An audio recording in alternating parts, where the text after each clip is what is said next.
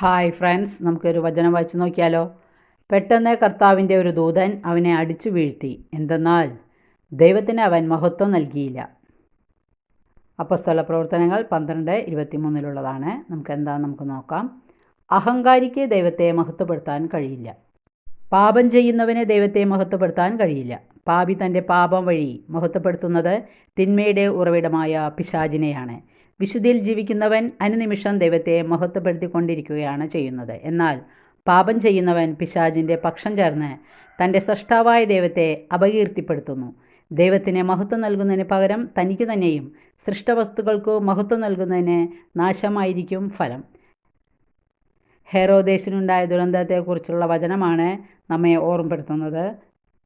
ഈ വചനം പറഞ്ഞുകൊണ്ട് ദൈവവചനം ജീവിക്കുന്ന ഒരു വ്യക്തിയിലൂടെ ദൈവം മഹത്വപ്പെടുത്തും. വായന ഇഷ്ടപ്പെട്ടെങ്കിൽ ലൈക്ക് ചെയ്യുക. Okay, thank you, by.